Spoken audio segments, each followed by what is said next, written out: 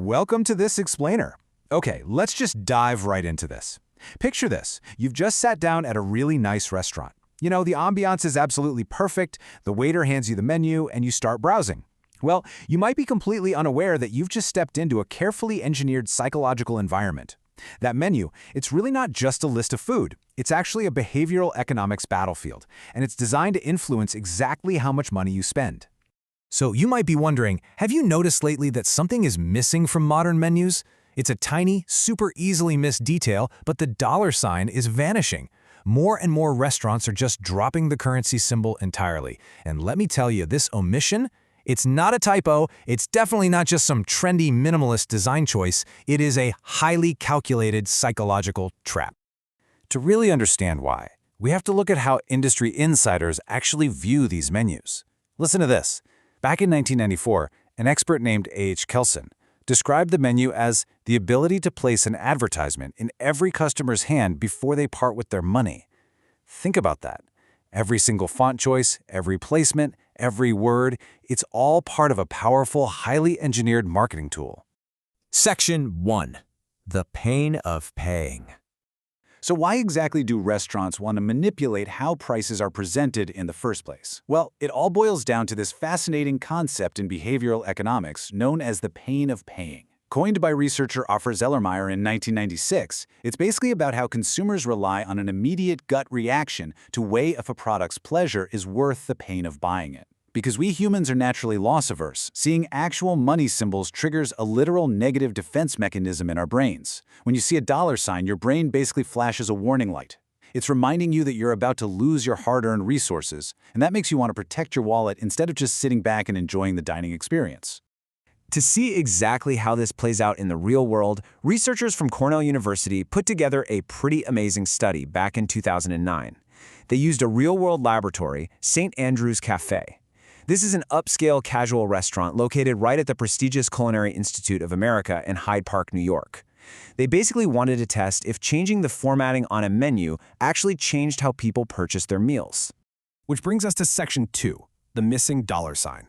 To reveal just how much a single character impacts our spending habits, those Cornell researchers randomly handed diners one of 3 different menu formats. So, the first format used standard numerals with a dollar sign, like literally $20.00. The second format actually spelled the price out in text, literally writing the words $20. And then the third used numerals only, with no dollar sign, just a plain old 20. No currency symbol and absolutely no mention of the word dollars. And when the researchers analyzed the actual sales data, guess what? There was a massive difference. The plain numeral format, the one without any dollar sign or spelled out word, caused diners to spend significantly more than the other 2 formats. Basically, the formats that explicitly reminded diners about money, either with a symbol or a word, yielded virtually the exact same lower spending. But the second you stripped that currency cue away, spending went way up. So how much did it actually go up? Well, just stripping away the currency symbol and words resulted in an average check increase of $5.55, just by deleting a single keystroke from the menu design.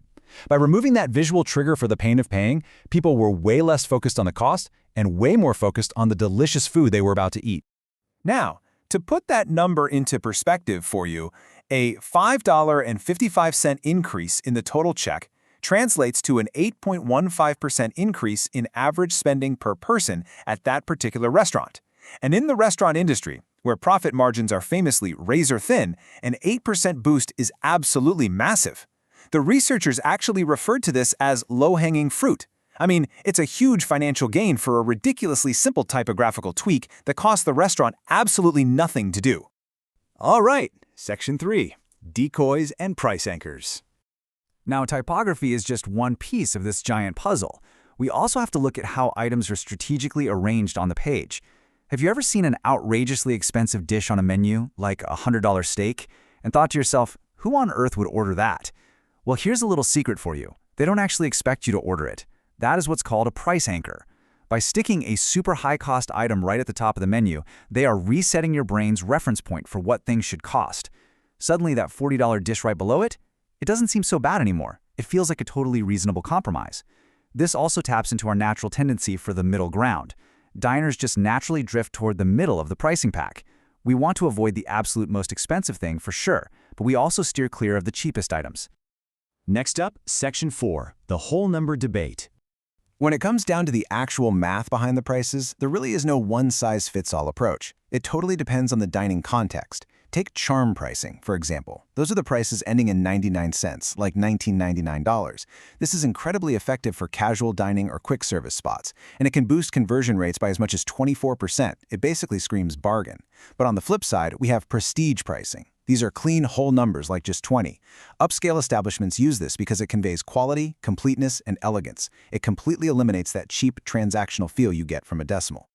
But why does that charm pricing work so well when we're hunting for a deal? It's all thanks to a funny psychological quirk called left-digit bias. Since our brains read from left to right, we subconsciously mentally round a price like $19.99 down toward $19, rather than rounding it up to $20 like we should. Even though it's literally just a 1-cent difference, the perceived distance is much larger in our minds. It makes it incredibly effective when we're searching for value. Which brings us to Section 5, engineering your appetite. So we've talked about the math and the layout, but let's talk about the words themselves. Menu writers actually call this romancing the description.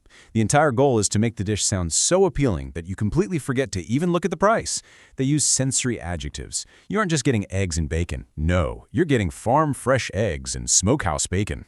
They also love to leverage brand partnerships, turning regular old ribs into Jack Daniel's barbecued ribs. These vivid adjectives and recognizable brand names are intentionally used to justify a higher price tag and make the dish sound absolutely irresistible. But here is the real magic of gastrophysics and menu design. These descriptive labels don't just trick us into spending more money, they actually change our entire experience. Research shows that rich, descriptive labels increase purchase frequency, heighten our perceived value of the product, and ultimately result in higher customer satisfaction. Basically, by priming our brains with these mouth-watering words, they're actually priming us to enjoy the meal more. We literally taste what we expect to taste. So the next time you sit down at a restaurant and order that farm fresh special, I really want you to ask yourself, are you tasting the food or are you tasting the font? I challenge you to reclaim your wallet a bit and look at your next menu through the lens of a behavioral economist. Watch out for those missing dollar signs. Try to spot the expensive decoy steak and recognize when you're being romanced by adjectives. Thank you so much for joining me for this explainer, and hey, stay curious out there.